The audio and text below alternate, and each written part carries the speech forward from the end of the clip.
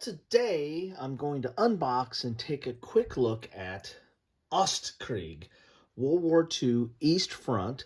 This is a game designed by Mitchell Ledford and Gregory M. Smith, published by Compass Games, and I picked this up as part of the Compass Games holiday sale.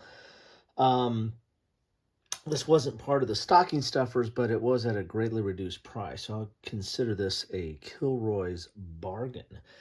Now, this is in kind of a series or system of games. I think the first one in this was Pacific Tide, which dealt with the Pacific Theater in World War II. And I also believe Imperial Tide, which I've covered in the past a few times, After Action and some other lists on dealing with World War I, and that is a same kind of system but dealing with World War I, and it's a little bit more of a fuller game, mounted map board, all that kind of stuff. This again is just dealing with the East Front of World War II, and again, I think the common thing about those games is they all have Gregory M. Smith as the designer or as a co-designer, as in like in this game here. The other thing that I like about this game, and one reason I picked it up, is it is solitaire friendly. Suitability for solitaire is 8 out of 10. I like that. Imperial Tide is very solitaire suitable, and Pacific Tide, I've played it, but I played that opposed. I don't know if that is got the same solitaire suitability. I think they kind of added that in when they went to this game and then beyond. But enough of all that. Let's see what we're dealing with here. Ostkrieg World War II East Front is a compact strategic level game covering the struggle of the Eastern Front during World War II. This game utilizes a unique and fast-paced card-driven combat-built system first introduced in Pacific Tide, revolving around ground and air operations. While extremely competitive, as a two-player game, Ostkrieg can be enjoyed again and again in solitaire play format with its unique personality-driven bot system. As a bonus for solo players, Ostkrieg features a solitaire assistant, commonly known as a bot, which gives guidance to the player for either side during solitaire play. The assistant acts differently based on the personality it's been given, aggressive, defensive, or balanced. All cards have a rating which assistants will prioritize differently for play. While extremely competitive as a two-player game, Ostkrieg can be enjoyed again and again in solitaire play format with its unique personality-driven combat system. I feel like I'm repeating myself. You are placed in command of a 1,800-mile front in the epic World War II struggle. All right. There you have it. Let's get in and see what we have inside this box here. This was, again, part of my holiday haul that I picked up several Compass games, and I'll put a link to the Compass game catalog from 2024. Of course, by the time I'm posting this, it probably will be 2025. And also my holiday haul, so you can see how I'm doing on checking these off. So this is a thinner box. I think this is the same kind of size as the Pacific Tide box. Again, don't have that, but have played it. All right, so there's the catalog. This is from, what year is this catalog? This is a 2019 catalog, so a blast from the past. There is the cards, which are a key part of this game, and lots of dice here. It looks like we've got so 6 black, and what do you think? I think we got 6 white. 6 white die. Nice, thick, and chunky dice. Gotta like that. Let's see what else we got in the box here. We have the rules of play, which chart out, and I don't see a game page number on this. Looks like 23 pages with suggested reading and game credits on the back. Looks like we got here's a solitaire play. So designer notes start on page 20, so you're really talking about a little over 19 pages of rules. I think we can all handle that. We've got color, we've got dual column, and there's different scenarios here. This is Operation Uranus scenario setup. bidding, gameplay, year start, card play. Card play, again, is key to this game. And here's play example. So quite a bit of play example. So again, the rules are not that complex, because you really are. Most of the rules are the play example. So we're only looking at 11 pages of rules.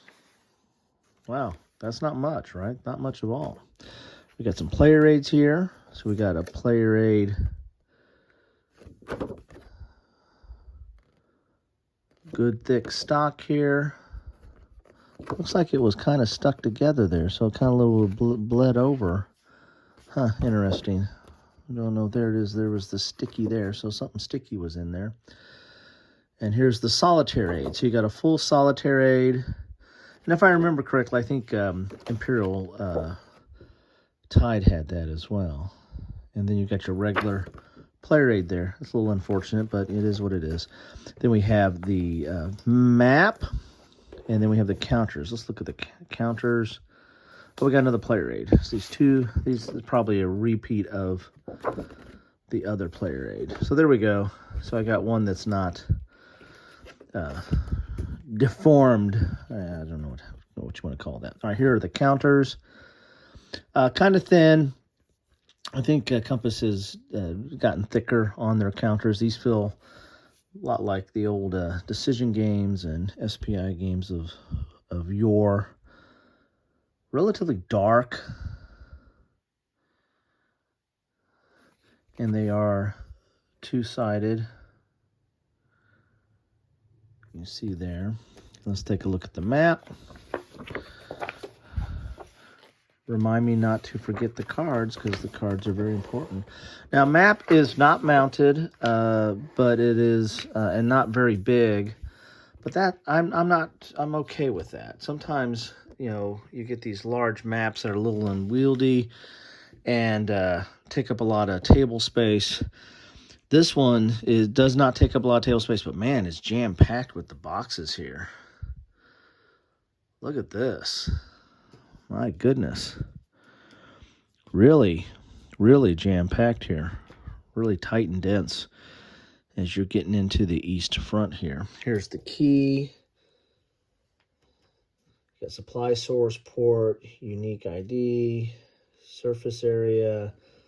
You got different nationalities or regions that it's in. Victory areas. So these are victory areas here. And you got oil resources. All right.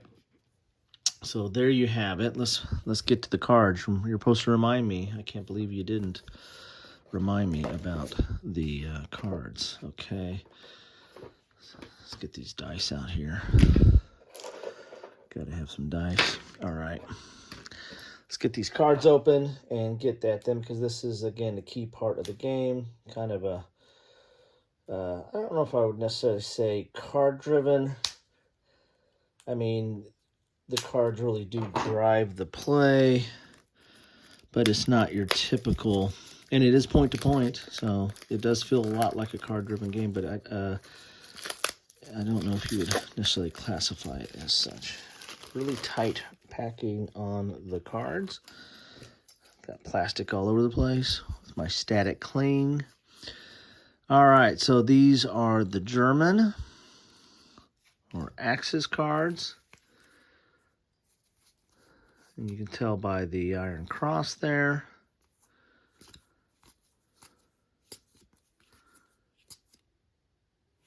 And there's like a cost to it. There's a bidding element to this as well. The Germans go on this side. And then you've got the Soviet cards. You can see by the hammer and sickle. Oh, that's a famous image, right? We've seen that. If you played a lot of war games, you've seen that a few times in your life. Well, there you have it. That is all the stuff in here. As I said, I think this plays very similar to Imperial Tide. I need to take a look at EMI stuff on Imperial Tide. I have not posted anything on Pacific Tide because I don't own that. I played that once, I believe, at my friendly local gaming store, I believe. Anyway, so there you have it. That's Ostkrieg. Very interesting looking game. East Front with solitaire capability and a very interesting system, kind of card-driven system that allows you to make some quick decisions and play out the East Front in not too long a time. I didn't see what the game time is on this. See, this average time to play is 3 to 5 hours. You know, I played Imperial Tide quicker than that. I bet this plays quicker than that. But, you know, your mileage may vary. Anyway, that's what I have for you today. Thank you so much for stopping by. Let me know what you think about this game or any game in this series or any Compass games you want to talk about or any of the other games I got in my holiday haul. Love to hear from you. Anyway, thanks for stopping by.